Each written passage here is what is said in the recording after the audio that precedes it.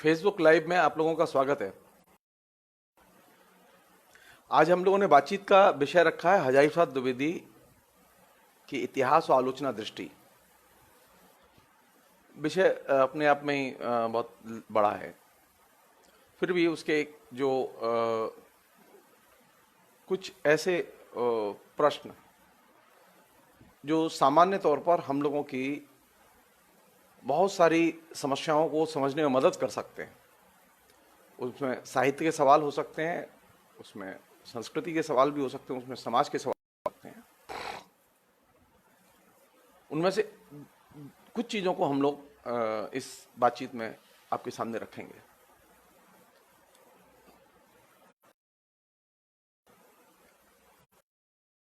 हजारी ने बहुत बड़े स्केल पर बहुत अधिक लिखा है। उन्होंने आलोचना पर लिखा है, उन्होंने भारतीय समाज पर लिखा है, उन्होंने महत्वपूर्ण ग्रंथ लिखे हैं, उन्होंने महत्वपूर्ण उपन्यास भी लिखे हैं। विद्यार्थियों का एक ही रुचि रहती है, जो हिंदी के विद्यार्थी हैं, पाठ्यक्रम। अच्छा, मैं जब पढ़ाता था तब भी मैं पाठ्यक्रम में मेरी रुचि कम होती थी। पाठ्यक्रम से बाहर विद्यार्थी जाए, फिर पढ़े, फिर पाठ्यक्रम में लौट के आए, मेरी यही पद्धति रही है। जो लोग पढ़े हैं मुझसे वो लोग जानते हैं मेरे रवैये को। हजारी प्रसाद द्विवेदी की पहली नौकरी शांति निकेतन में लगी, और शांति निकेतन में जब उनकी नौकरी लगी तो उनके सामने ये गंभीर समस्या थी कि जो गैर हिंदी भाषी क्षेत्र के विद्यार्थी हैं उन्हें कैसे हिंदी पढ़ाई जाए और क्या पढ़ाया जाए। द्विवेदी की जिस समय वहां नौकरी लगी थी उस समय कोई हिंदी के पठन पाठन का कोई ढांचा उपलब्ध नहीं था, वो ढांचा बनाना पड़ता था। हजारी प्रसाद द्विवेदी ने अपने तरीके से ये ढांचा बनाया, और उस ढांचे को बनाने में हजारी प्रसाद द्विवेदी के दृष्टिकोण के निर्माण में शांति निकेतन और रविन्द्रनाथ टैगोर के दृष्टिकोण का बहुत बड़ा योगदान है। रविन्द्रनाथ टैगोर के दृष्टिकोण की विशेषता यह थी कि वह हर चीज को राष्ट्रीय परिप्रेक्ष्य में, भारतीय परिप्रेक्ष्य में देखते थे, और इस नजरिए का हजारी प्रसाद द्विवेदी के दृष्टिकोण पर गहरा असर पड़ा। और हजारी प्रसाद द्विवेदी ने जो हिंदी साहित्य की भूमिका लिखी, हिंदी साहित्य की भूमिका को लिखते समय उन्होंने इस भारतीय परिप्रेक्ष्य को केंद्र में रख के हिंदी साहित्य पर विचार करने का अनुरोध किया। उनकी उस पुस्तक में, जो कि एमए के विद्यार्थियों के लिए लिखी गई थी, जो चीज मुझे सबसे मार्के की लगी, अपील करती है मुझे, वो ये कि हिंदी साहित्य को भारतीय परिप्रेक्ष्य में पढ़ा जाए। हजारी प्रसाद द्विवेदी के उस नजरिए के सामने आने के पहले तक आचार्य रामचंद्र शुक्ल का इतिहास था और उनकी इतिहास दृष्टि थी, जिसमें मैं एक दिन बात कर चुका हूं आपसे। और आचार्य रामचंद्र शुक्ल हिंदी भाषी क्षेत्र और उसमें बोली जाने वाली बोलियों और भाषाओं के साहित्य के संदर्भ में हिंदी साहित्य के इतिहास और उसकी समस्याओं को देखते थे, और इसी रूप में उन्होंने अपने हिंदी साहित्य के इतिहास में उसे रखा भी है। हजारी प्रसाद द्विवेदी उससे एक कदम आगे जाते हैं, और वे इस बात पर जोर देते हैं कि हिंदी के साहित्य को, हिंदी के इतिहास को क्षेत्रीय परिप्रेक्ष्य में न देख के राष्ट्रीय परिप्रेक्ष्य में देखना चाहिए, और वो ही भारतीय परिप्रेक्ष्य हो सकता है। और ये चीज भारतीय परिप्रेक्ष्य को बहस के केंद्र में लाया जाए साहित्य की समस्याओं पर विचार करते समय, ये चीज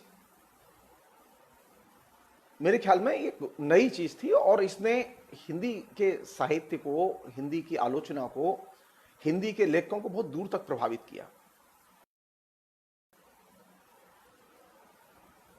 हजारी प्रसाद द्विवेदी ने जिस समय ये हिंदी साहित्य की भूमिका लिखी, उस समय प्रगतिशील लेखक संघ का जन्म हो चुका था, प्रगतिशील आंदोलन की शुरुआत हो चुकी थी, और प्रगतिशील आंदोलन की शुरुआत के साथ साथ जो चीज सामने आ रही थी वो ये थी कि प्रगतिशील जो लेखक थे वे साहित्य के सवालों पर राष्ट्रीय परिप्रेक्ष्य में ही बात कर रहे थे। तो इस दृष्टि से भी वे अपने कंटेम्पररी जो साहित्य आंदोलन है उसके साथ में अपना एक सुसंगत रिश्ता बनाने में सफल रहे।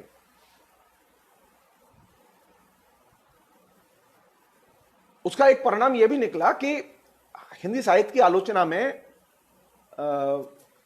आचार्य शुक्ल के इतिहास के आने के बाद आचार्य शुक्ल साहित्य की समस्याओं को क्षेत्रीय परिप्रेक्ष्य में देखते हैं, लेकिन हजारी प्रसाद द्विवेदी क्षेत्रीय परिप्रेक्ष्य में नहीं देखते।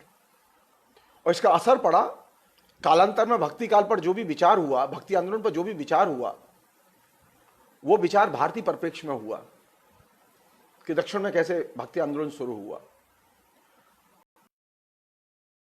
नवजागरण पर जो भी बहस चली वो राष्ट्रीय परिप्रेक्ष्य में चली। प्रगतिशील आंदोलन पर जो भी बहस चली वो राष्ट्रीय परिप्रेक्ष्य में चली। यहां तक कि दलित साहित्य और स्त्री साहित्य पर जो बहस वर्तमान में चल रही है उसमें भी राष्ट्रीय परिप्रेक्ष्य केंद्र में है।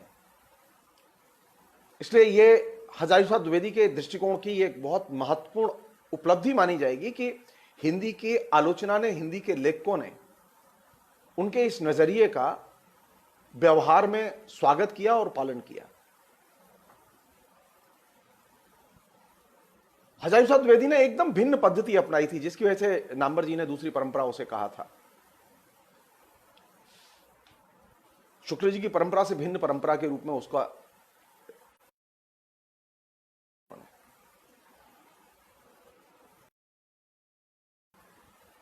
उस पूरे हजारी प्रसाद द्विवेदी के दृष्टिकोण की सबसे बड़ी ब्यूटी क्या है? वो डायलेक्टिकल है। वो कहते हैं कि ये जो हिंदी साहित्य में जो कुछ घट रहा है वो भारतीय चिंताधारा का स्वाभाविक विकास है।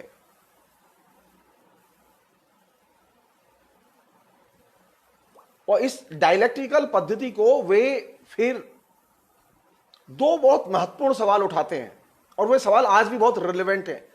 संयोग की बात है कि उन दोनों सवालों पर हिंदी के आलोचना ने, हिंदी के लेखकों ने गंभीरता से विचार नहीं किया है।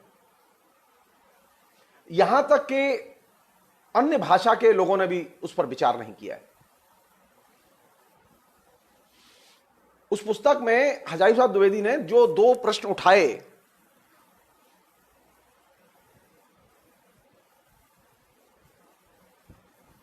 उनका ये दो प्रश्न विचार नहीं है। पहला प्रश्न कौन सा है? पहला प्रश्न है हिंदी भाषी जन समुदाय का सोच।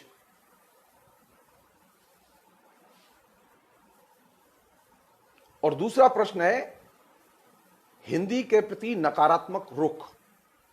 ये दो प्रश्न बहुत महत्वपूर्ण प्रश्न हैं और इन दो प्रश्नों का अगर आप गंभीरता से विश्लेषण कर लें तो हिंदुस्तान की बहुत सारी सांस्कृतिक साहित्यिक समस्याओं के समाधान में आपको मदद मिलेगी। संयोग की बात यह है कि हिंदी भाषी जन समुदाय के विश्लेषण को लेकर हमारे बीच में कोई रिसर्च नहीं है। हिंदी की आलोचना में कोई बहस नहीं है। एकमात्र अकेले ढंग से रामविलास शर्मा इस बात को लिखते रहे, लेकिन बाकी किसी ने नहीं लिखा। यह बात दूसरी थी कि उस पर दूसरे ढंग से बातचीत हुई। हिंदी भाषी जन समुदाय का सोच क्या है? हम ये तो जानते हैं बंगाली जाति कैसे सोचती है, हम ये भी जानते हैं मराठी जाति कैसे सोचती है, लेकिन हिंदी जाति कैसे सोचती है, उसके सोच का स्तर क्या है, उसकी तमाम जटिलताएं क्या हैं, इनके बारे में कोई बहस हिंदी भाषी क्षेत्र में नहीं चली।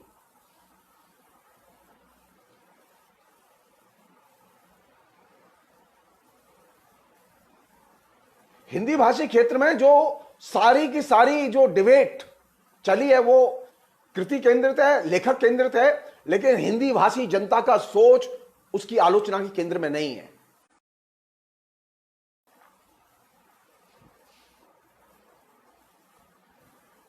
हिंदी भाषी समुदाय कैसे सोचता है, इसकी जानकारी आपको कहां से मिलेगी? हिंदी भाषी जन समुदाय कैसे सोचता है, इसकी जानकारी आपको हिंदी के साहित्य से। ये बहुत गंभीर चीज है। ये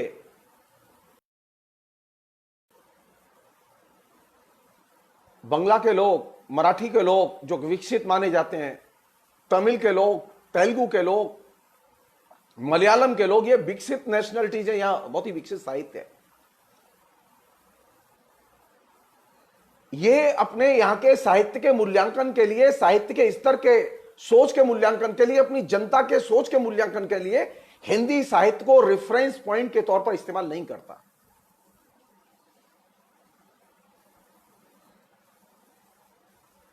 हम नवजागरण के बारे में बात करते समय बांग्ला के साहित्य का इस्तेमाल करते हैं। हम मराठी में जो नवजागरण संबंधी परंपराएं और प्रक्रियाएं रही हैं, हम उनका भी इस्तेमाल करते हैं। यहां तक कि हम भक्ति आंदोलन के संदर्भ में दक्षिण में जो भक्ति आंदोलन की धारा थी, उसने क्या पैदा किया और किस तरह के मूल्य सृजित किए, उसका भी इस्तेमाल करते हैं।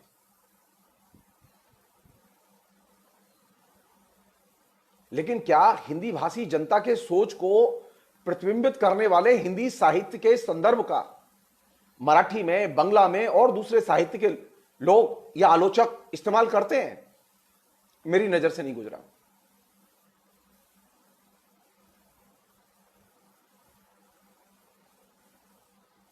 हिंदुस्तान कैसे सोचता है, यह पता चलेगा आपको कि हिंदी वाले कैसे सोचते हैं।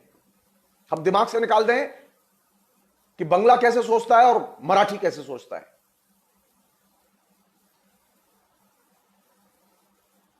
क्योंकि हिंदुस्तान के सोच के निर्धारण का आधार दूर दूर तक, अगर हिंदी भाषी क्षेत्र में पिछड़ापन है, सांस्कृतिक डिक्लाइन है, तो पूरे हिंदुस्तान में सांस्कृतिक डिक्लाइन आएगा।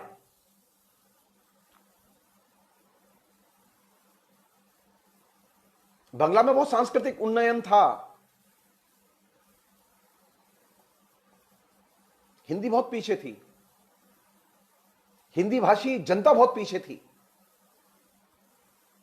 आज क्या स्थिति है बंगला की? बंगाली समाज की क्या स्थिति है? बंगला समाज और बंगाली समाज के सोच में और हिंदी भाषी समाज के सोच में आपको कोई अंतर नहीं मिलेगा।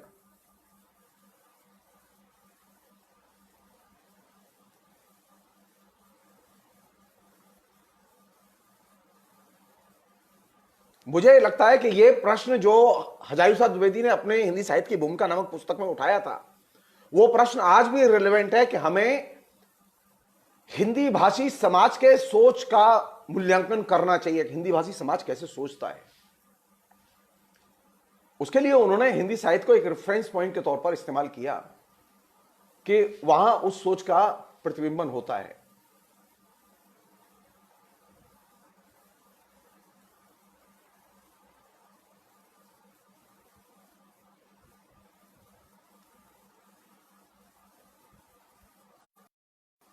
अगर आप हिंदी समाज को और हिंदी साहित्य को नहीं समझते और इसके रेफरेंस पॉइंट का इस्तेमाल नहीं करते मूल्यांकन के लिए, तो जिसे आप इंडियननेस कहते हैं ना, भारतीयता, हजायूसा द्विवेदी ने लिखा कि भारतीयता की विचारधारा के लिए यह घातक सिद्ध होगा हिंदी साहित्य के और हिंदी के जनता के सोच की उपेक्षा करना, जो कि आज दिखाई दे रहा है। पहली चीज, ऑल इंडिया पर्सपेक्टिव में राष्ट्रीय परिप्रेक्ष्य में चीजें देखी जाएं। दूसरी चीज, राष्ट्रीय परिप्रेक्ष्य को निर्धारित करते समय हिंदी भाषी जनता के सोच का मूल्यांकन किया जाना चाहिए और उसका आधार होगा हिंदी साहित्य, उसका रेफरेंस पॉइंट होगा हिंदी साहित्य।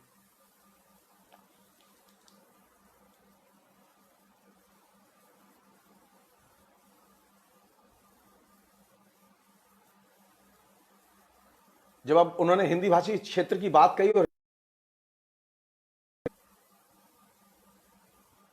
तो उन्होंने हिंदू जाति से और हिंदी जाति से, इन दोनों से जोड़ने के दृष्टिकोण का सख्त विरोध किया।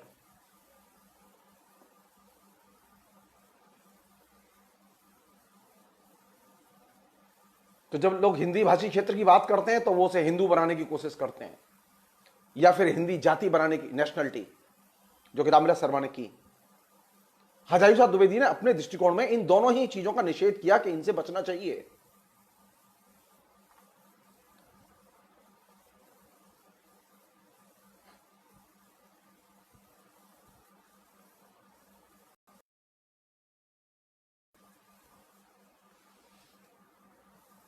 सवाल यह है कि हिंदी साहित्य का अन्य भाषाओं के साहित्य के साथ में आदान प्रदान है या नहीं है।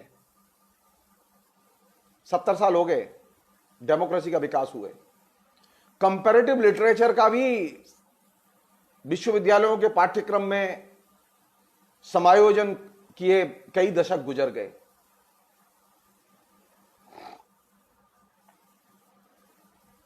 लेकिन आज भी बड़े पैमाने पर हिंदी साहित्य मेजर रेफरेंस पॉइंट नहीं है। मेजर रेफरेंस पॉइंट अभी भी 3 भाषाएं जिनका बहुत मेजर रेफरेंस पॉइंट है अभी भी, वो बांग्ला है, वो मराठी है, वो तमिल है।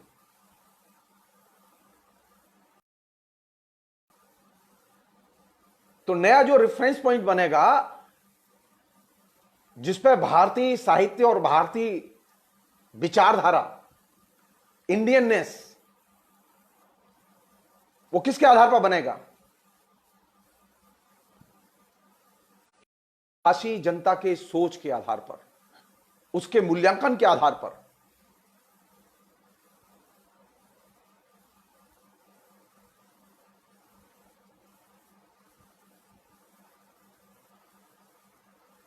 हिंदी जगत में जो अनेक चीजों में डिक्लाइन है, ये डिक्लाइन क्यों है, इसके कारण क्या हैं? तमाम किस्म के क्षेत्रों में, संस्कृति, राजनीति, धर्म, दर्शन, तमाम क्षेत्रों में एक सिरे से जो डिक्लाइन है, इस डिक्लाइन के कारण क्या है? इन कारणों की जब तक आप खोज नहीं करते, आप भारतीयता का परिप्रेक्ष्य नहीं बना सकते। भारतीयता का परिप्रेक्ष्य आप तमिल या तेलुगु के आधार पर नहीं बना सकते। भारतीयता का परिप्रेक्ष्य आप मध्यकाल के आधार पर भी नहीं बना सकते।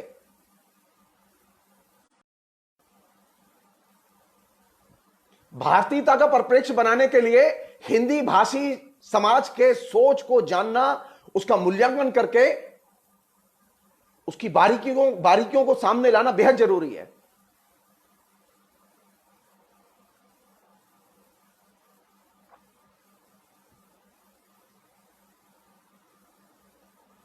दूसरी एक अन्य चीज जो कि ज्यादा इंपॉर्टेंट है, हमने कभी इस बात पर ध्यान नहीं दिया कि जैसे हम लोग ये तो जानते हैं कि आचार्य रामचंद्र शुक्ल का जो इतिहास आया, आचार्य रामचंद्र शुक्ल का जो लेखन आया, आचार्य रामचंद्र शुक्ल के लेखन के रेफरेंस में, संदर्भ में सबसे बड़ी भूमिका है प्रिंट टेक्नोलॉजी की और उसके संदर्भ की।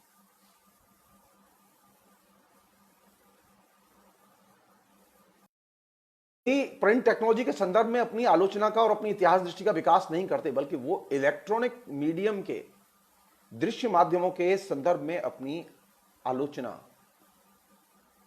और इतिहास दृष्टि का विकास करते हैं।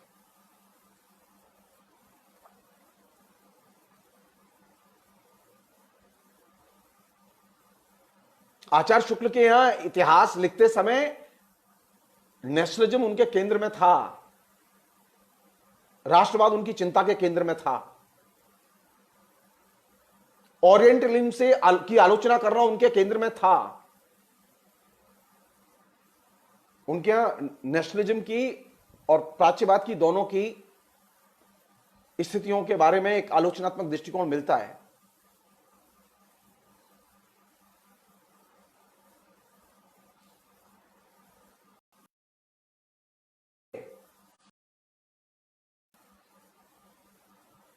हजारी प्रसाद द्विवेदी ने जिस चीज पर जोर दिया वो था कि रचना में, साहित्य के दृष्टिकोण में मानवतावाद और साम्राज्यवाद विरोध, मानवतावाद और साम्राज्यवाद विरोध जितना मुखर रूप में हजारी प्रसाद द्विवेदी की इतिहास दृष्टि में व्यक्त हुआ है, इतना मुखर रूप में वो शुक्ल जी के यहां नहीं मिलता।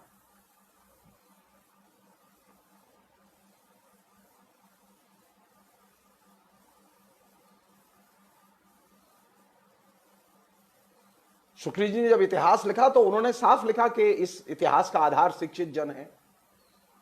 वो साहित्य की जो उन्होंने धारणा बनाई वो शिक्षित जन के आधार पर बनाई। हजारी प्रसाद द्विवेदी ने शिक्षित और अशिक्षित दोनों ही को आधार बना के अपने साहित्य की धारणा बनाई और अपने इतिहास दृष्टि बनाई।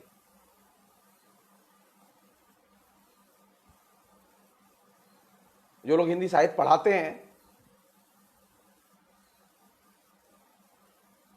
वे जानते हैं आचार्य शुक्ल के यहां काल विभाजन बहुत महत्वपूर्ण है, लेकिन हजारी प्रसाद द्विवेदी के यहां काल विभाजन बहुत महत्वपूर्ण नहीं है।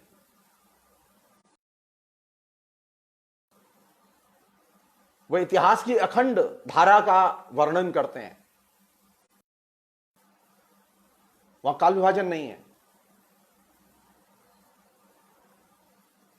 जो दूसरी परंपरा जिसे हम लोग कहते हैं वो दूसरी परंपरा इस संदर्भ में बहुत महत्वपूर्ण है।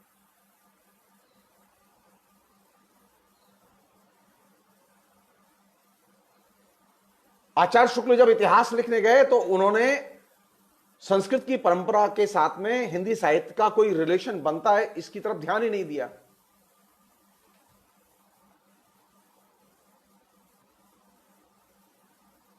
जो लोकल लैंग्वेज थी वो लोकल लैंग्वेज के साहित्य को तो उन्होंने रखा साहित्य के इतिहास में, लेकिन लोकल जो देशज भाषाएं हैं हिंदी भाषी क्षेत्र की, देशज बोलियां हैं जो हिंदी भाषी क्षेत्र की, उनका कोई संस्कृत साहित्य से कोई संबंध भी बनता है इसकी तरफ उन्होंने ध्यान नहीं दिया। लेकिन हजारी प्रसाद द्विवेदी ने इस पर ध्यान दिया और इसको जोड़ा।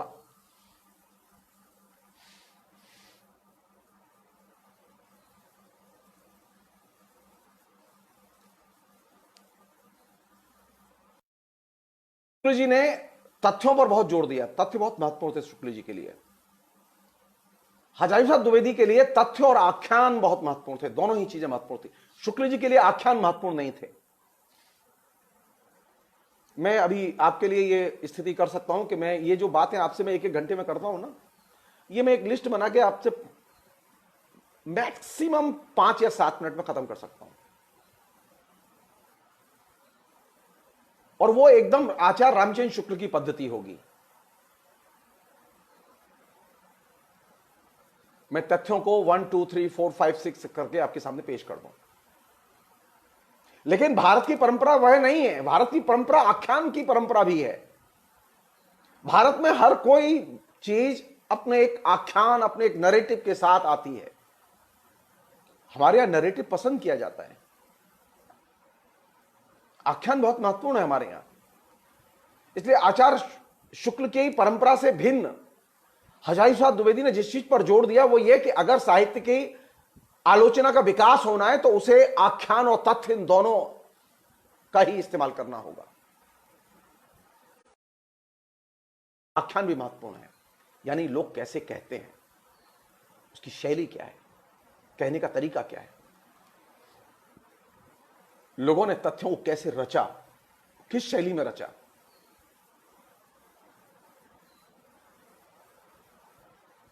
आचार्य शुक्ल के लिए कार्य कारण संबंध महत्वपूर्ण था, जिसे हम लोग विधेयवाद कहते हैं।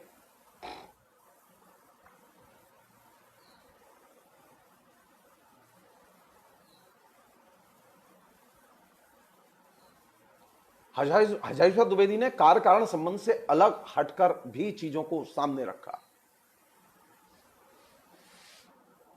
और जो चीज सामने रखी वो क्या थी?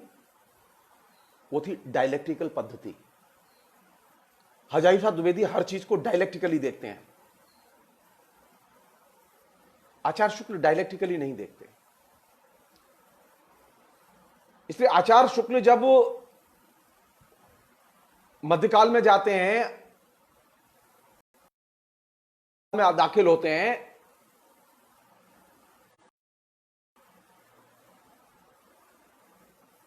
तो उनके लिए तथ्य महत्वपूर्ण है, खाली आख्यान महत्वपूर्ण नहीं है। उनके लिए पॉलिटिक्स महत्वपूर्ण नहीं है, उनके लिए संस्कृति के दूसरे रूप महत्वपूर्ण नहीं है। लेकिन हजारी प्रसाद द्विवेदी के लिए राजनीति भी महत्वपूर्ण है, आख्यान भी महत्वपूर्ण है। उनके लिए देशज भाषा भी महत्वपूर्ण है, देशज कल्चर भी महत्वपूर्ण है। उनके लिए शिक्षित भी महत्वपूर्ण है और अशिक्षित भी महत्वपूर्ण है।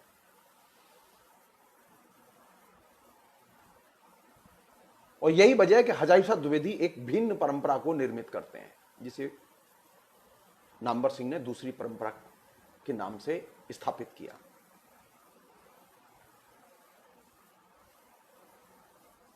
हजारी प्रसाद द्विवेदी इस अर्थ में महत्वपूर्ण है कि उन्होंने साहित्य और लोकप्रिय साहित्य इन दोनों को ही समान रूप से महत्व दिया। मसलन उनके लिए प्रेमचंद जितने महत्वपूर्ण है उतने ही देवकीनंदन खत्री भी महत्वपूर्ण है। उसके पहले शुक्ल जी के यहां देवकीनंदन खत्री उपन्यासकार नहीं है, उपन्यासकार प्रेमचंद है। उनके लिए जनप्रिय साहित्य और साहित्य इन दोनों के बीच में एक फर्क है। हजारी प्रसाद द्विवेदी इस फर्क को नहीं मानते। कालांतर में यही चीज सोशियोलॉजी ऑफ लिटरेचर में एक बड़ी थ्योरी के तौर पर विख्यात हुई। पश्चिम के लोग नहीं जानते थे, पश्चिम की बहुत सारी चीजों को, सोशियोलॉजी ऑफ लिटरेचर का स्कूल उस समय पैदा भी नहीं हुआ था जब यह बात हजारी प्रसाद द्विवेदी ने अपने साहित्य के दृष्टिकोण में पेश की। सोशियोलॉजी ऑफ लिटरेचर का दृष्टिकोण जब सारी दुनिया में आया तो उसके बाद इस बात पर बहस हुई कि साहित्य और जनप्रिय साहित्य के बीच में फर्क न किया जाए। लेकिन हजारी प्रसाद द्विवेदी तो पहले ही 1938 में इस बात पर जोर देते हैं।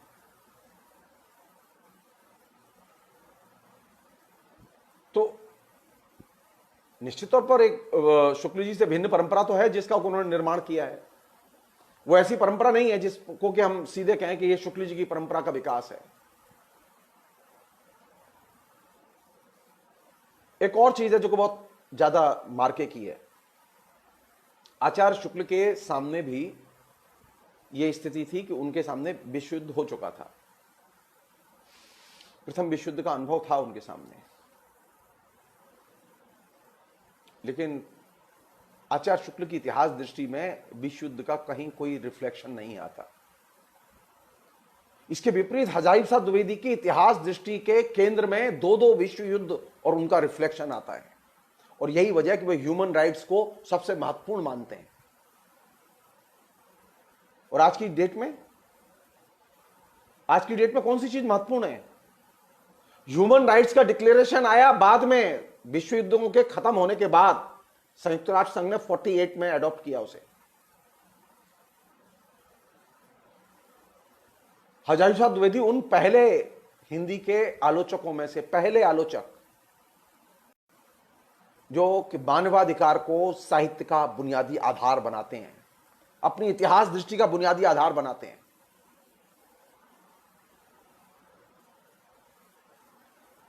मेरी एक किताब है, मैं चाहता हूं कि आप लोग पढ़ें, छोटी सी किताब है और वो किताब साहित्य का इतिहास दर्शन के नाम से है।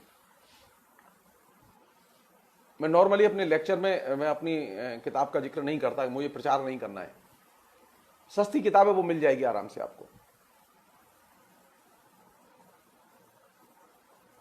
उस किताब पर मुझे सबसे बड़ा ट्रिब्यूट मुझे अपने गुरुजी से मिला। उन्होंने बहुत प्रशंसा की मेरी, मुझे बहुत अच्छा लगा। नामवर जी ने वो पुस्तक पढ़ी और उस पुस्तक के पढ़ने के पहले उन्होंने उस लेख को पढ़ा जो मैंने हजारी प्रसाद द्विवेदी पर लिखा था।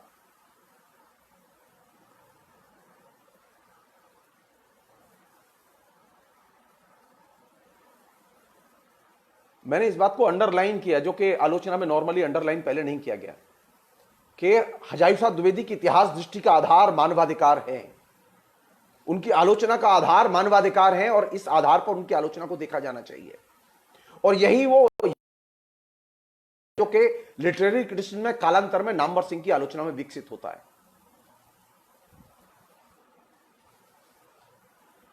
हम लोगों की आदत ही नहीं है, ह्यूमन राइट्स पॉलिटिकल मामला है, लिटरेरी क्रिटिसिज्म में आएगा कैसे? लिटरेरी क्रिटिसिज्म तो सिर्फ मार्क्सवाद आएगा, प्रगतिशील आलोचना आएगी।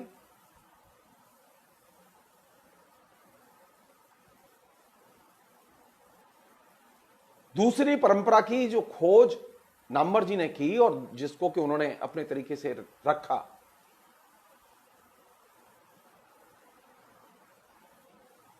उसमें सबसे इंपॉर्टेंट चीज थी मानवतावाद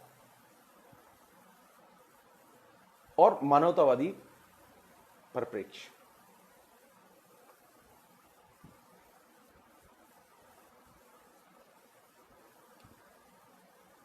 अगर मुझसे कोई पूछे कि हजारी प्रसाद द्विवेदी के इतिहास के केंद्र में क्या चीज है, आप लोगों में से अनेक लोग ऐसे हैं जिन्होंने उनके उपन्यास जरूर पढ़े होंगे, वो अनाम दास का पोथा हो या पुनर्नवा हो या बाणभट्ट की आत्मकथा हो या और भी दूसरी जो चीजें हैं वो पढ़ी होंगी, पढ़े होंगे।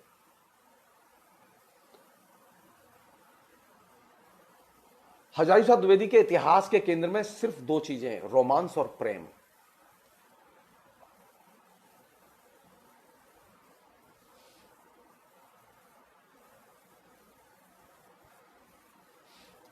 एक तरफ मानवतावादी दृष्टिकोण और दूसरी तरफ रोमांस और प्रेम, इन दो को उन्होंने इतिहास के बुनियादी आधार के तौर पर विकसित किया। और यही वो जगह है जहां पर कि वे अपने को रामचंद्र शुक्ल से अलग करते हैं। रामचंद्र शुक्ल ने रासो ग्रंथों की परंपरा से जिस साहित्य के इतिहास की शुरुआत की और उसे नेशनलिज्म से जोड़ के देखा था, इससे वो एकदम अपने को अलग करते हैं।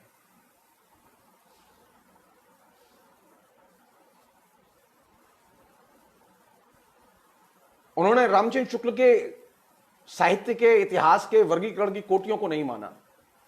उन्होंने इस वीरगाथा काल से साहित्य के इतिहास की शुरुआत होती है, इस बात को नहीं माना।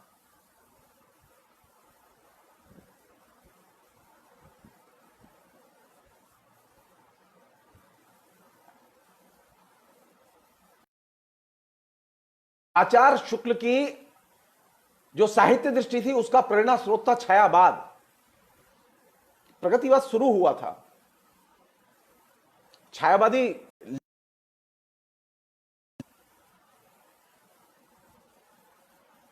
सबको प्रभावित कर चुके थे। शुक्ल जी भी प्रभावित थे, उनका दृष्टिकोण भी इससे प्रभावित था। लेकिन हजारी प्रसाद द्विवेदी ने छायावाद के लेखकों से प्रभावित होने की बजाय प्रगतिशील लेखकों से प्रभावित होना जरूरी समझा।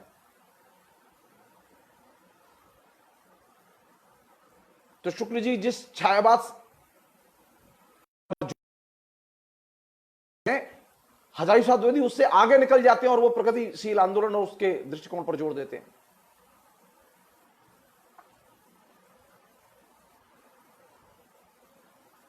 वे कृति और कृतिकार पर विचारधारा के आधार पर आलोचना लिखते हैं और यह कृति और कृतिकार की विचारधारा के आधार पर आलोचना लिखने की नींव सबसे पहले हजारी प्रसाद द्विवेदी ने डाली। और इसका कारण, एकमात्र कारण, प्रगतिशील आंदोलन। एक अन्य चीज जो कि ज्यादा जरूरी चीज लगती है मुझे कि उस पर बातचीत की जानी चाहिए,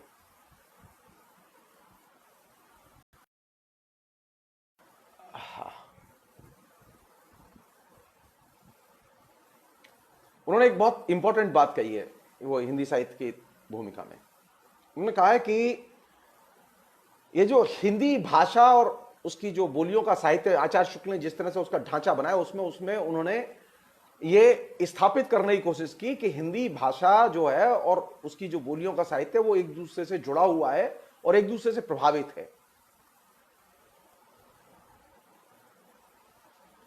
हजारी प्रसाद द्विवेदी इस बात को नहीं मानते। वो कहते हैं कि नहीं, हिंदी भाषा और उनकी बोलियों का साहित्य बंगला, उड़िया, मराठी, इन तमाम भाषाओं के साहित्य से जुड़ा हुआ है।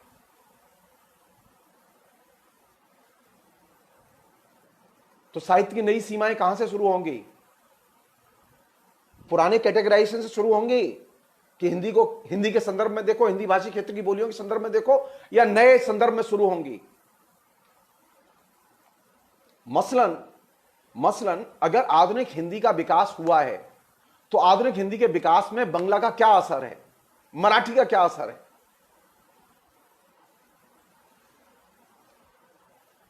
कोई असर है? अगर असर है तो उसका जिक्र होना चाहिए, उसका मूल्यांकन होना चाहिए। मैं एक उदाहरण दे रहा हूं आपको, असर है।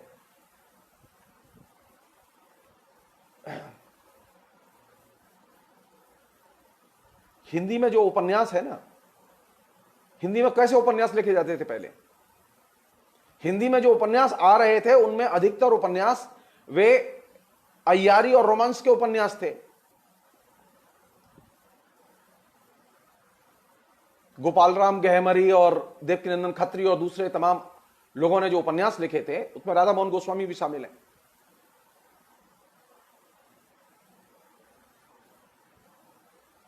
तो इस ज्यादातर उपन्यास जो थे वो एकदम उपन्यास थे। और एक उपन्यास की परंपरा वह भी थी जो कि ट्रांसलेशन के फॉर्म में आ रही थी, जिसमें अंग्रेजी के सबसे प्रचलित पॉपुलर जो बाजारू उपन्यास थे उनका ट्रांसलेशन बड़े पैमाने पर हो रहा था और हिंदी में आ रहे थे। महावीर प्रसाद द्विवेदी ने इस तरह के उपन्यासों को लेकर बहुत तीखी आलोचना लिखी और कहा कि इससे तो अच्छा है उपन्यास न छापे जाएं और इन उपन्यासों के अनुवाद पे जो पैसा खर्च होता है वो किसी और काम में, शिक्षा के काम में लगा दिया जाए, क्योंकि घटिया उपन्यास ट्रांसलेट होकर खूब आ रहे थे। ये जो घटिया अंग्रेजी के उपन्यास ट्रांसलेटर होकर जो आ रहे थे, ये परंपरा हिंदी ने बंगला से ली। बंगला परंपरा थी, बड़े पैमाने पर बंगला में घटिया उपन्यास ट्रांसलेट होकर अंग्रेजी से बंगला में आए। सबसे पहले सब बाजारू जो अंग्रेजी के उपन्यास हैं, जिसे हम पॉकेट बुक्स उपन्यास कहते हैं, वो पॉकेट बुक्स उपन्यास सबसे पहले उस जमाने में मराठी में आए, हिंदी में बाद में आए। हिंदी में असर बाद में पड़ा इसका। मराठी के एक बहुत बड़े आलोचक हैं और वो भारतीय साहित्य के भी बहुत बड़े आलोचक हैं, काशीनाथ विश्वनाथ राजवाड़े। बहुत ही शानदार आलोचक और लेखक हैं। उनका 1905 में लिखा गया एक निबंध है उपन्यास के नाम से, मराठी में उसे कहते हैं कादंबरी। 1905 में लिखे गए निबंध में काशीनाथ विश्वनाथ राजवाड़े इस तथ्य की ओर ध्यान खींचते हैं कि बड़े पैमाने पर भारत में जो उपन्यास पश्चिम से आ रहे हैं उसमें मराठी साहित्य का खास तौर पर जिक्र करते हैं। वहां अधिकतर वे उपन्यास आए जो कि उपन्यास घासलेटी उपन्यास हम जिसे कहते हैं, बाजारू उपन्यास कहते हैं, वो ट्रांसलेट होकर आए।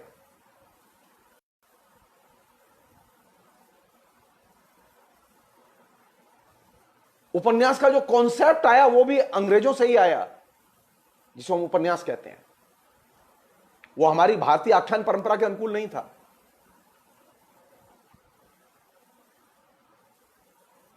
इसमें हम लोग कभी बाद में देखेंगे, कभी मौका लगेगा तो। लेकिन मैं जो चीज रखना चाहता हूं यह कि हिंदी में जो आरंभ में जो घासलेटी उपन्यास आए, बाजारू उपन्यास आए, या ये रहस्य, रोमांस और अय्यारी के उपन्यास आए, इन उपन्यासकारों के ऊपर अंग्रेजी के उपन्यासों का बहुत गहरा असर था और खासतौर बाजारू उपन्यासों का गहरा असर था। इसकी कभी हमने चर्चा नहीं की।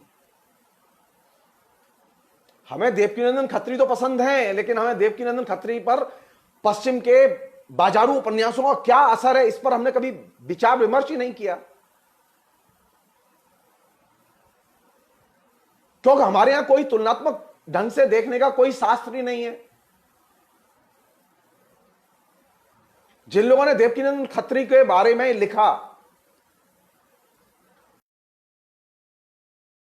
एकमात्र प्रदीप सक्सेना है जिन्होंने के देवकीनंदन खत्री के उपन्यासों पर बहुत अच्छा काम किया और एक जमाने में लिखा उन्होंने, और उसको लेकर एक समय पे राजेंद्र यादव ने हंस में एडिटोरियल तक लिखा प्रशंसा में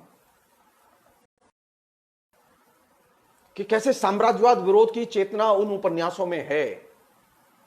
ये एक पक्ष है उसका, लेकिन यह पक्ष अभी तक अनुत्तरित है कि पश्चिम के जो बाजारू उपन्यास भारत में आए अनुदित होकर, उनका इन पर क्या असर था।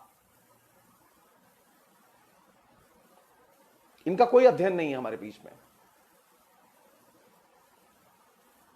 हजारी साहब द्विवेदी इस बात की तरफ ध्यान खींचते हैं कि जब हम हिंदी साहित्य पर विचार करें, उसके किसी भी जेनर पर विचार करें, उसकी किसी भी समस्या पर विचार करें, तो हम ये देखें कि उसका बंगला से, उड़िया से, मराठी से, और दूसरी भाषाओं से क्या संबंध है?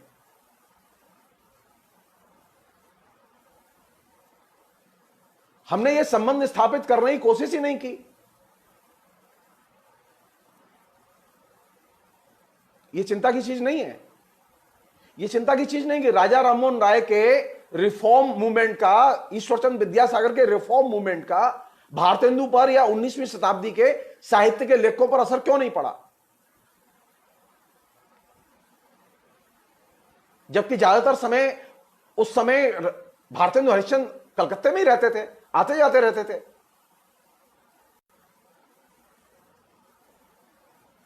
कलकत्ता एक जमाने में हिंदी के प्रेस का सबसे बड़ा केंद्र था। इसके बावजूद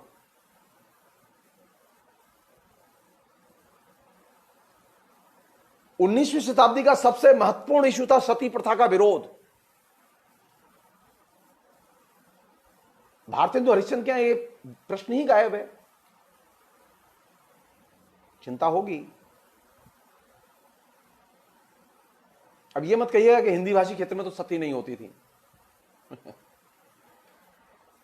क्योंकि तथ्य इसकी पुष्टि नहीं करते। मैं जो चीज रखना चाहता हूं वो ये कि जो हजारी प्रसाद द्विवेदी ने जो बात कही कि हम पड़ोसी भाषाओं के साहित्य को पढ़ें तो उसके साथ में हिंदी के संबंध को देखें, और हिंदी को पढ़ें तो पड़ोसी भाषाओं के साहित्य के साथ में उसके संबंध को देखें। और ये बात बहुत महत्वपूर्ण है। ये महत्वपूर्ण इसलिए भी है, ये कल्चरल एक्सचेंज के लिहाज से भी महत्वपूर्ण है, और ये महत्वपूर्ण इसलिए भी है कि आप एक जो आंतरिक प्रक्रिया होती है सामाजिक जीवन में एक दूसरे के साथ में घुलने मिलने की, सीखने की, बदलने की, परिवर्तन की, उस परिवर्तन की प्रक्रिया को भी समझने में इससे मदद मिलती है।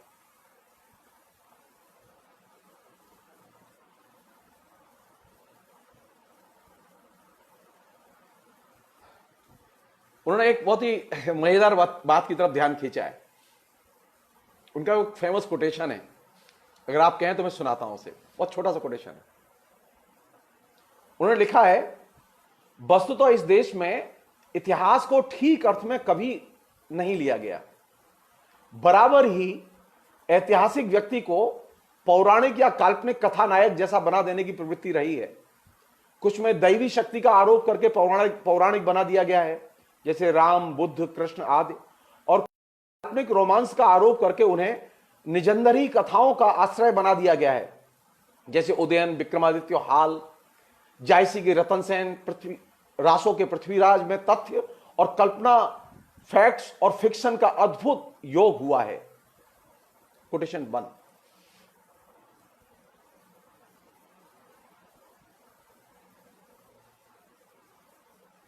यानी हम जब साहित्य का निर्माण करने जाते हैं, उपन्यास लिखने जाते हैं, कहानी लिखने जाते हैं, एपिक लिखने जाते हैं, तो कौन सी चीज के शिकार होते हैं हम? हजारी प्रसाद द्विवेदी के हिसाब से हम इतिहास नहीं बनाते, हम इतिहास नहीं लिखते।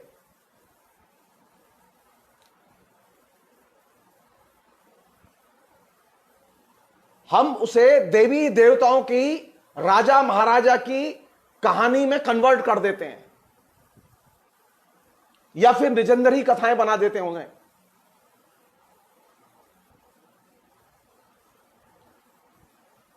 मसलन अगर आप रामचरितमानस को देखना चाहें तो रामचरितमानस में इतिहास नहीं मिलेगा, बाकी सब कुछ मिल जाएगा।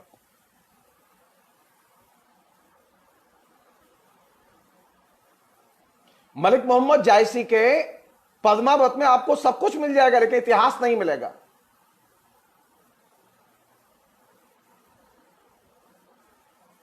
तो इतिहास के लिए कहां जाएं? इतिहास जानने के लिए इतिहास क्या था, कैसा था? हमारे यहां साहित्य का इतिहास के साथ में यह कंट्राडिक्शन रहा है कि हमारे यहां साहित्य रचते समय हमने इतिहास को छोड़ दिया है, और हमने क्या किया है? कल्पना और तथ्य और कहानी, इन तीन चीज को आप इंटीग्रेट किया है, और इसने मुश्किल खड़ी की है। इस बात की तरफ सबसे पहले हजारी प्रसाद द्विवेदी ने ध्यान खींचा, और यह बहुत महत्वपूर्ण चीज थी। आज भी हम इस बात को समझने के लिए तैयार नहीं होते कि रामचरितमानस वो एक काव्य ग्रंथ है, वो इतिहास का ग्रंथ नहीं है। लेकिन समाज के जेहन में उसे इतिहास के ग्रंथ के तौर पर उतार दिया गया है।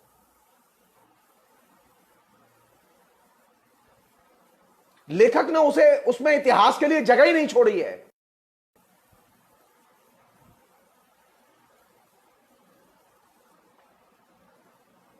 आप हिंदी के आलोचकों को यह चीज सिखा नहीं सकते, समझा नहीं सकते। यह एकमात्र हजारी साहब द्विवेदी की आलोचना में यह चीज मिलेगी आपको। और जो लोग, हमारे जैसे लोग जो उनकी आलोचना पढ़ के बड़े हुए हैं, हम लोग हंस के कहते थे, जब दूसरी परंपरा की खोज किताब आई तो हम लोग हंस के कहते थे कि सर आपने जो पुस्तक लिखी है नामवर जी से, कि उसमें एक मजेदार बात तो यह हुई कि आपने टैगोर की परंपरा से हम लोगों को जोड़ दिया।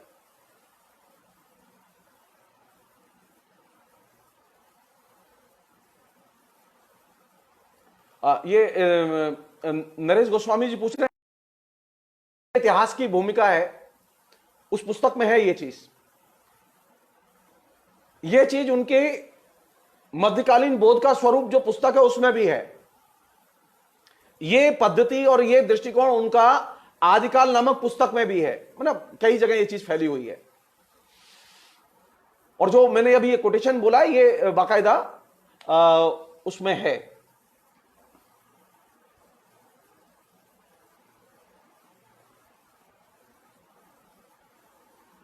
उन्होंने एक और आलोचना की है जो बहुत महत्वपूर्ण आलोचना है। मैं वो फिर कोटेशन एक पढ़ रहा हूं। उनका कोटेशन है, कर्मफल की अनिवार्यता में, दुर्भाग्य और सौभाग्य की अद्भुत शक्ति में, के अपूर्व शक्ति भंडार होने में दृढ़ विश्वास ने इस देश के ऐतिहासिक तथ्यों को सदा काल्पनिक रंग में रंगा है। यह ऐतिहासिक व्यक्तियों का भी चरित्र लिखा जाने लगा, तब भी इतिहास का कार्य नहीं हुआ। अंत तक ये रचनाएं काव्य बन सकी, इतिहास नहीं। अनकोट। मैं नरेश जी, मैं आपके लिए मैं बाद में आपको मैं बाकायदा इसका पेज नंबर और वगैरह मैं आपको लिख दूंगा, मैं पक्का, किताब का नाम भी।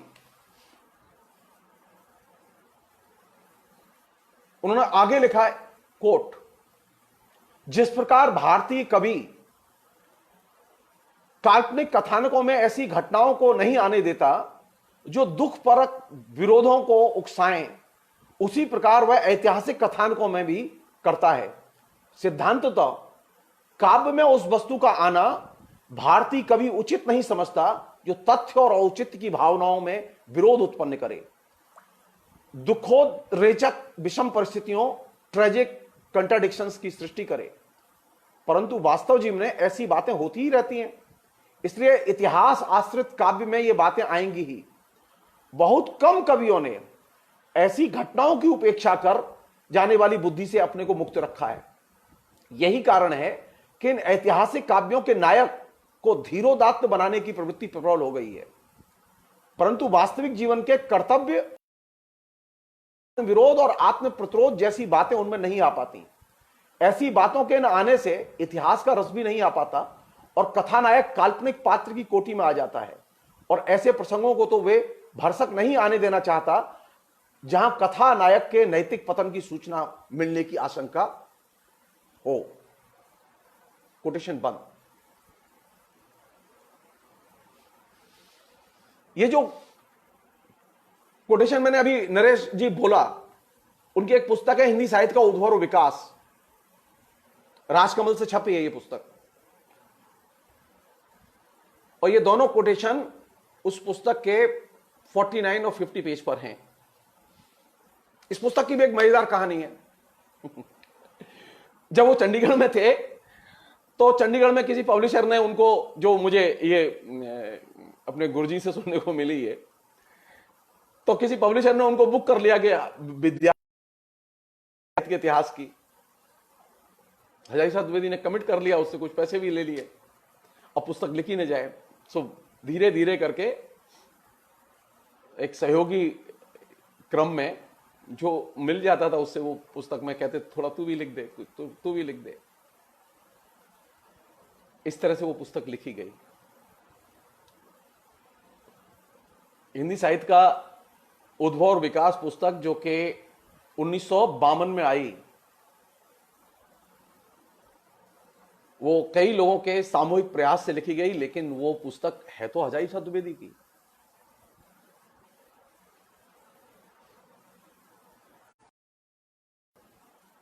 मैं जो चीज शेयर करना चाहता हूं ये कि हमारे यहां साहित्य तो लिखा गया, हजारी प्रसाद द्विवेदी जिस चीज को अंडरलाइन करते हैं वो इतिहास नहीं है। और ये मुझे बहुत महत्वपूर्ण और मार्के की बात लगी। हम जो साहित्य को इतिहास सिद्ध करने में लगे रहते हैं ना, ये उन लोगों का इतिहास और साहित्य की आलोचना पढ़ते समय हजारी प्रसाद द्विवेदी की जो ये चीज है, ये दृष्टि है, इसको ध्यान में रखना होगा।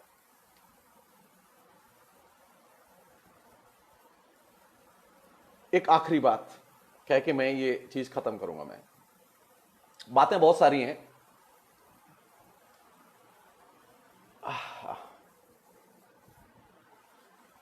हजारी प्रसाद द्विवेदी के साथ में मेरा व्यक्तिगत तौर पर बहुत साम्य है जीवन का। वो भी ज्योतिषी थे, मैं भी ज्योतिषी था। वो भी ज्योतिष से आचार्य करके आए थे, मैं भी ज्योतिष से आचार्य। इसी वजह से जेएनयू में दाखिला भी हुआ था। मेरा जब जेएनयू में दाखिला हुआ तो उसमें दाखिले में मेरे पास शास्त्री में सिर्फ 50% नंबर थे, और जेएनयू में 50% के विद्यार्थी के दाखिले होने के चांसेस बहुत जीरो होते हैं। टेस्ट मेरा संयोग से बहुत अच्छा हुआ, इंटरव्यू मेरा बहुत अच्छा हुआ। 1 घंटा नामवर जी ने इंटरव्यू लिया और नामवर जी ने कहा कि पहला कोई विद्यार्थी आया हमारे सामने जो सिद्धांत ज्योतिष से आचार्य करके आया, और सिद्धांत ज्योतिष से आचार्य करके हिंदी में सिर्फ एक ही व्यक्ति आया था, वो थे हजारी प्रसाद द्विवेदी। मैं जब जेएनयू पढ़ने गया था तो मैं हजारी प्रसाद द्विवेदी के बारे में जानता नहीं था, बहुत कम जानता था। मैंने उनकी कोई किताब नहीं पढ़ी थी, क्योंकि मथुरा में कहीं कोई किताब थी ही नहीं उनकी, ना डिस्ट्रिक्ट लाइब्रेरी में थी और ना कहीं और थी, मुझे मिली ही नहीं। आचार्य शुक्ल का इतिहास में पढ़ चुका था, और मैं बहुत सारी प्रगतिशील पत्रिकाओं में छपे हुए जो डिबेट थी साहित्य की आलोचना की, उस समय में उस डिबेट को जानता था, लेकिन मैं हजारी प्रसाद द्विवेदी के बारे में नहीं जानता था।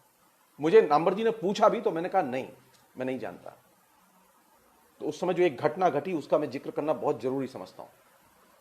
तो उन्होंने कहा देखो तुमने भी सिद्धांत ज्योतिष से आचार्य किया है, और हजारी प्रसाद द्विवेदी ने भी किया था, वो हमारे गुरुजी थे। अच्छा हमको एक बात बताओ, तुम ज्योतिष को मानते हो? तो मैंने कहा मैं नहीं मानता। तो बोले जानते हो? मैंने कहा हाँ जानता हूं। तो बोले यही बात मेरे गुरुजी ने कही थी, हम ज्योतिष जानते हैं, मानते नहीं है। और उन्होंने कहा कि हम तुम्हें पीएचडी में एडमिशन देना चाहते हैं, तुम ले लो। मैंने कहा नहीं सर, मुझे एमए में एडमिशन चाहिए।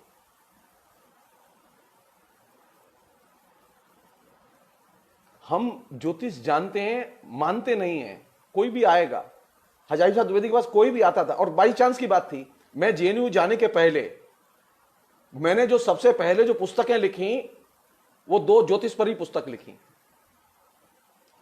द्विवेदी ने भी साहित्य की रचने के पहले सबसे पहले जो चीज लिखी वो ज्योतिष पर ही लिखी। मैंने अपने एमए के एडमिशन के टाइम पे बताया था ये, तो नामवर जी बड़े खुश हुए, बोले कि इतनी सिमिलरिटीज तो बहुत है भाई। जबकि मैं हजारी प्रसाद द्विवेदी का खाली नाम भर जानता था, मुझे कोई जानकारी नहीं थी उसके बारे में, कोई जानकारी नहीं थी। वो तो मैंने बाद में पढ़ा सब।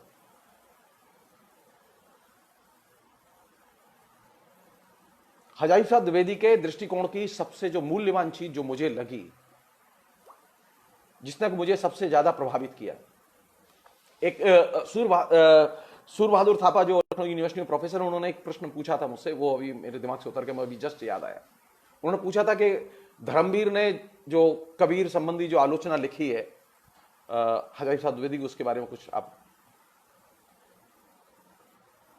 मैं एक चीज कहना चाहता हूं उस पूरे प्रसंग में, वो ये कि धर्मवीर जो है वो अपनी आलोचना में एकदम अनहिस्टोरिकल है। हमारे जो दलित के जो आलोचक हैं वो एकदम अनैतिहासिक दृष्टिकोण से कबीर को देखते हैं।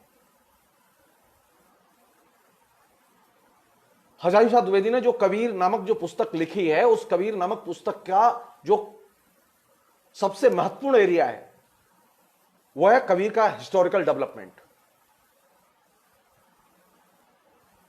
कबीर कोई एक आइसोलेशन में पैदा हुआ लेखक नहीं है। कबीर सिर्फ एक छिटक के कहीं से एक दलित लेखक नहीं है। कबीर एक हिस्टोरिकल प्रोसेस में पैदा हुआ लेखक है। और यह हिस्टोरिकल प्रोसेस क्या है? क्योंकि ऐतिहासिक पद्धति और ऐतिहासिक दृष्टिकोण को दलित साहित्य के लोग नहीं मानते।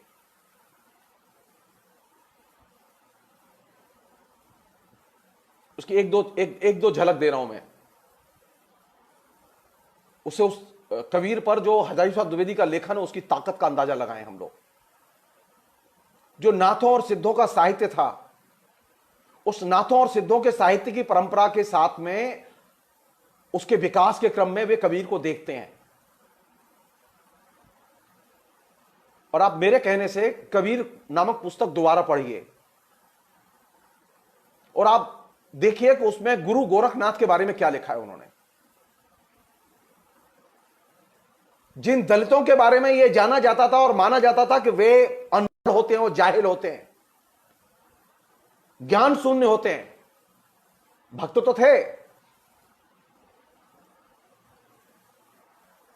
हजारी प्रसाद द्विवेदी ने यह स्थापित किया कि गुरु गोरखनाथ उस जमाने के सबसे बड़े विद्वानों में से एक थे। यहां तक कि वे शंकराचार्य से भी बड़े विद्वान थे।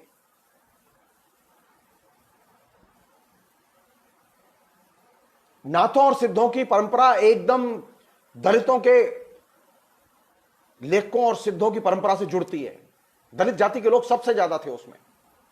नाथों और सिद्धों के साहित्य में मिलते हैं जो लेखक, जिनकी पृष्ठभूमि मिलती है, उसमें गुरु गोरखनाथ का जो ये जो चरित्र है कि इंटेलेक्चुअली सुपीरियर,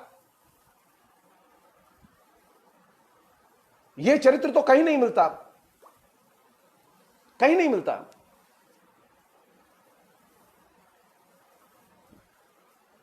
हजारी प्रसाद द्विवेदी में ही यह क्षमता थी कि जिसको उन्होंने अंडरलाइन किया कि वे उस जमाने में शंकराचार्य से भी बड़े विद्वान थे। कहां से देखेंगे आप कबीर को?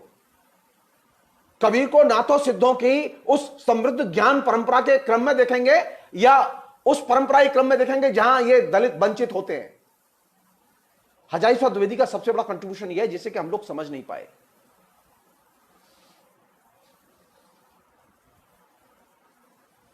और फिर एक और चीज, एडवर्ड सईद ने एक प्रश्न उठाया है। क्योंकि ये बात चल रही है तो मैं उसे धर्मवीर वाली बात खड़ी कर दी है, तो इसलिए बोलना जरूरी है। सवाल यह है कि आप इस आइडेंटिटी के प्रश्न को, यानी कबीर दलित थे, आप आइडेंटिटी के प्रश्न को केंद्र में लाके आप जाना कहां चाहते हैं? दलित को दलित बनाए रखना चाहते हैं?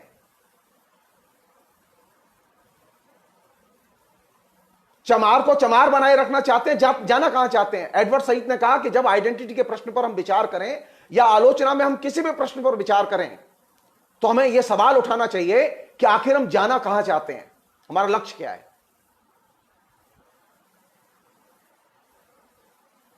धर्मवीर की आलोचना का लक्ष्य है कबीर को दलित सिद्ध करना, और यह एकदम गलत लक्ष्य है।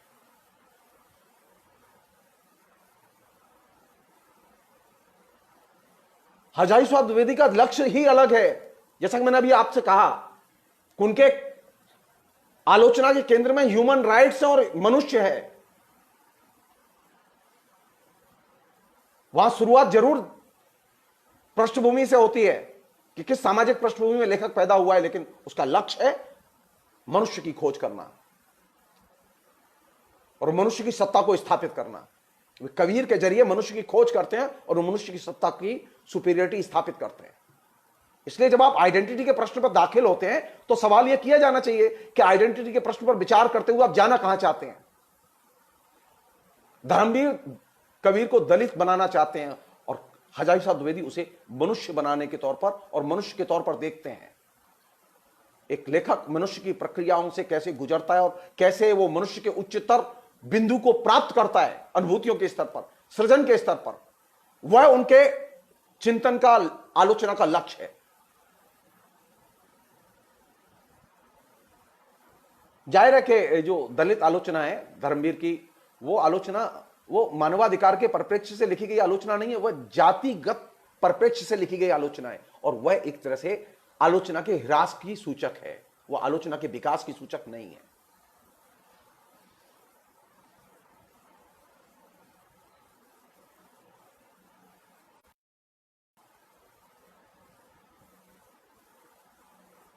जब हजारी प्रसाद द्विवेदी ने यह बात कही कि भारतीय चिंताधारा का स्वाभाविक विकास है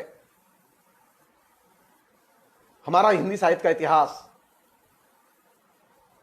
तो उनके दिमाग में वह निबंध था रविन्द्रनाथ टैगोर का, वो फेमस निबंध जिसने तहलका मचाया था, इतिहास क्या है और इतिहास की धारा क्या है।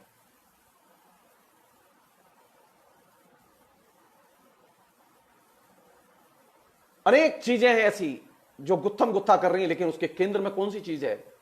मनुष्य और बेहतर मनुष्य। एक लेखक तो होता ही है, उसकी जाति भी होती है, उसका धर्म भी होता है, लेकिन लेखक मनुष्य भी होता है, और वो एक बेहतर मनुष्य होता है। क्या लेखक की रचना में बेहतर मनुष्य के मूल्य प्रतिबिंबित हुए, चित्रित हुए? कबीर की खोज करते समय उन्होंने इस बात पर सबसे ज्यादा जोर दिया, और जिस चीज को रेखांकित किया, उन्होंने सिर्फ गोरखनाथ की परंपरा को ही रेखांकित नहीं किया, उन्होंने नानक की परंपरा के साथ में भी कबीर को जोड़कर देखा। तो धर्मवीर को तो ये समझ में नहीं आएगा, धर्मवीर को ये समझ में नहीं आएगा, क्योंकि हमारे यहां अधिकतर जो लोग हैं उनका जो सारा का सारा जो जाति विमर्श है वो कबीर के पास आके रुक जाता है और खत्म हो जाता है। हमने नानक पर तो कभी केंद्र में रख के चर्चा ही नहीं की हिंदी भाषी क्षेत्र में।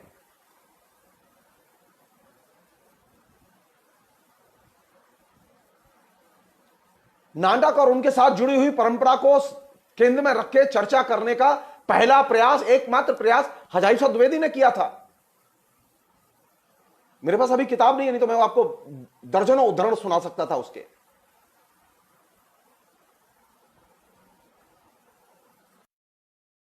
हम कबीर की परंपराएं कहां से जुड़ती हैं और कहां से निकलती हैं। वो नाथ सिद्धों की साहित्य से भी जुड़ती हैं और वो नानक की परंपरा से भी जुड़ती हैं। इस मामले में निश्चित तौर पर ये जो दलित आलोचक हैं, ये बहुत ही मतलब जिसे कहें कि बहुत पीछे हैं। इनके पास सिर्फ जाति दृष्टिकोण है, और साहित्य का इतिहास, साहित्य की आलोचना जाति के दृष्टिकोण से नहीं पढ़ी जा सकती और लिखी नहीं जा सकती। मैं पहले भी इस बात को शेयर कर चुका हूं, साहित्य में जाति नहीं होती, साहित्य में लिंग भी नहीं होता, साहित्य में सिर्फ मनुष्य होता है। साहित्य का लक्ष्य मनुष्य और बेहतर मनुष्य हासिल करना है, और यही बेहतर मनुष्य की खोज उसके इतिहास के जरिए, उसके सृजन के जरिए, यह हजारी प्रसाद द्विवेदी के पूरे कर्म का हिस्सा रही है। हमने क्या किया कि हमने पूरे के पूरे विमर्श को एक तरह से मुठभेड़ में कन्वर्ट कर दिया। हमारे आलोचना तो है ही नहीं, हमारे विनिमय नहीं है। हजारी प्रसाद द्विवेदी ने कबीर पर लिखते समय जो विनिमय की जो परंपरा है, विचार की जो परंपरा है, अखिल भारतीय परंपरा है, उसके संदर्भ में कबीर का मूल्यांकन किया है। उन्होंने कबीर का मूल्यांकन सिर्फ हिंदी के क्षेत्र के संदर्भ में नहीं किया है, भारतीय साहित्य के संदर्भ में किया है, और यह बहुत बड़ी चीज है। और इसी अर्थ में हजारी प्रसाद द्विवेदी निश्चित तौर पर एक भिन्न वैकल्पिक परंपरा या दूसरी परंपरा का निर्माण करते हैं, जो कि रामचंद्र शुक्ल के द्वारा निर्धारित जो परंपरा है उसका एक तरह से विकल्प है। और ये उनका बहुत बड़ा कंट्रीब्यूशन है, और यही हमारी सबसे बड़ी ताकत भी है, क्योंकि आलोचना को हम एक ग्रेजुअल विकास के तौर पर देखते हैं। शुक्ल जी की आलोचना के विकास के क्रम में ही उसे देखते हैं हम।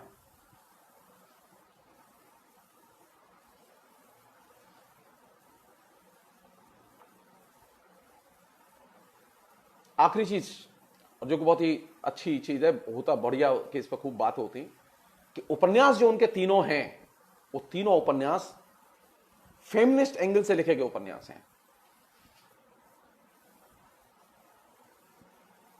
हिंदी के वो पहले बड़े लेखक हैं जो उपन्यास का जो ढांचा चुनते हैं, कहने का, उपन्यास को व्यक्त करने का जो ढांचा चुनते हैं, वो प्रचलित जो उपन्यास का ढांचा जिसे प्रेमचंद ने बनाया था, जिसे यशपाल ने बनाया था, उस ढांचे से बाहर जाते हैं वो।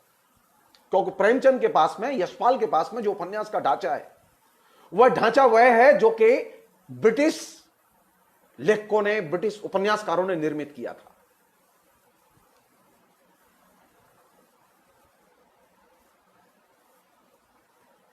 हजारी प्रसाद द्विवेदी अपने इस उपन्यास के ढांचे को भारतीय आख्यान परंपरा से लेते हैं। भारतीय आख्यान परंपरा से वह उपन्यास ही नहीं लेते, उसका विषय भी लेते हैं, उसकी भाषा भी लेते हैं। इसलिए आप देखें कि उनके उपन्यास में खड़ी बोली हिंदी कम, एक ऐसी भाषा अधिक है जो कि संस्कृत निष्ठ हिंदी है और बड़ी प्रांजल हिंदी है।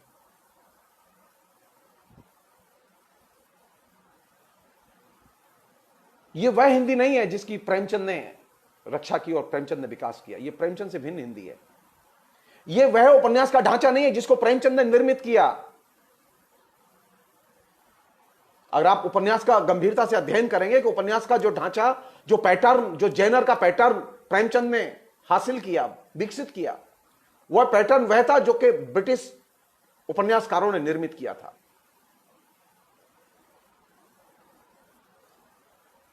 तो हजारी प्रसाद द्विवेदी खाली उपन्यास ही नहीं लिखते, बल्कि उसके लिए एक नई आख्यान परंपरा में वो जाते हैं, और वो भारतीय आख्यान परंपरा है। उनके दृष्टिकोण की यह बुनियादी चीज है कि वो बार बार अपनी परंपराओं में जाते हैं और वहां से रस संचित कर कर लेकर आते हैं। उपन्यास के लिए भी वो कादंबरी की जो पुरानी परंपरा थी, आख्यान परंपरा थी, उस आख्यान परंपरा में वो दाखिल होते हैं। तो उनके उपन्यास, जो प्रचलित उपन्यास के मूल्यांकन की पद्धति और दृष्टि जो हिंदी में विकसित हुई, उसके जरिए वो उपन्यास नहीं पढ़े जा सकते। वे उपन्यास खड़ी बोली हिंदी के प्रचलित रूप में नहीं लिखे गए। उसमें खड़ी बोली हिंदी का इस्तेमाल नहीं है, वहां रेणु की भी भाषा का इस्तेमाल नहीं है, वहां एक अलग किस्म की भाषा है।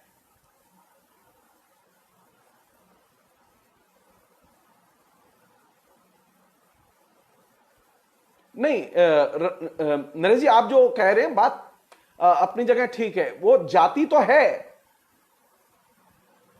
लेखक की जाति तो है, मैं चतुर्वेदी तो हूं, लेकिन मैं लिखते समय क्या मैं जाति होती है मेरी? लिखते समय मेरी जाति नहीं होती। जब मैं कोई रचना, साहित्य लिखता हूं, वो साहित्य वही है जिसमें जाति नहीं होगी।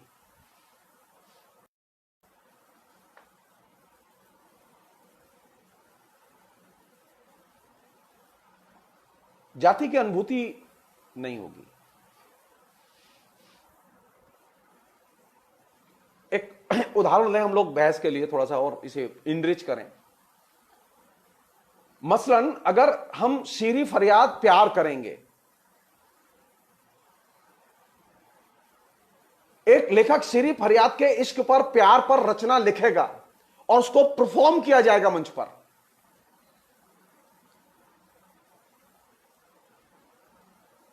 तो कैसे परफॉर्म किया जाए, क्या करेगा वो?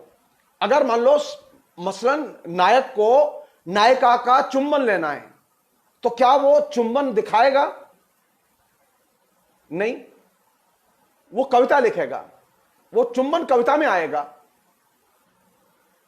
वो उसके विरह में दुखी है, वो कविता में आएगा।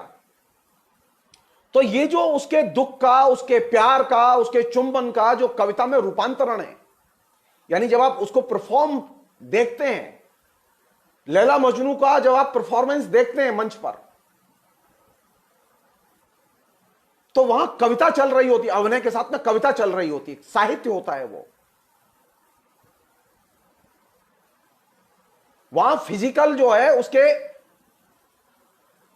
भाव मुद्राएं उस तरह से नहीं होते, वो साहित्य में रूपांतरित जब जो कोई चीज होती है, वहां जाति भी साहित्य में रूपांतरित होती है, वहां जेंडर भी साहित्य में रूपांतरित होने के बाद में कोई रचना, वो फिर साहित्य होती है। वहां सेक्स नहीं होता, वहां जेंडर नहीं होता।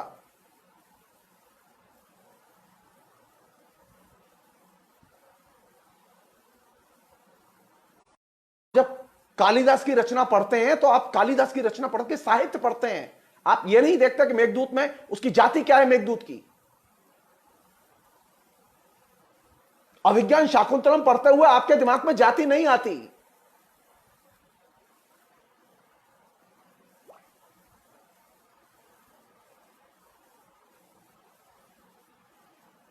इसलिए साहित्य का एक जेनर, एक मीडियम,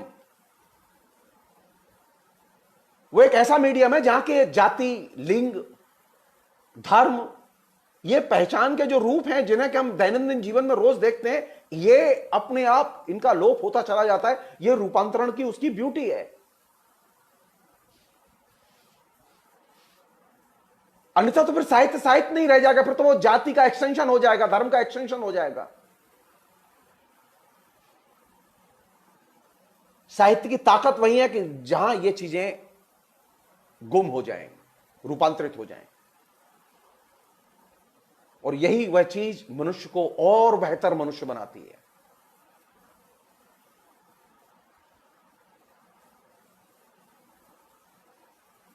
और बेहतर मनुष्य बनने की प्रेरणा देती है, क्योंकि साहित्य इन दायरों के बाहर ले जाता है।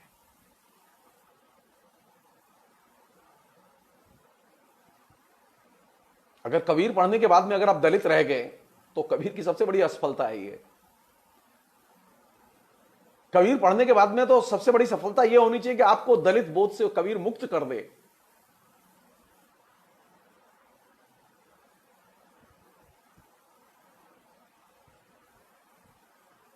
मेरी एक विद्यार्थी कह रही है, वो यूनिवर्सिटी में पढ़ाती है, रीता चौधरी, अरे मैं जानता हूं कि लोग अपने अभी रसोई भी बना रहे हैं और मेरी बात भी सुन रहे हैं, इसलिए मैं रसोई बनाने देता हूं आप लोगों को, और मैं आप लोगों से विदा चाहता हूं। बहुत बहुत शुक्रिया, थैंक यू।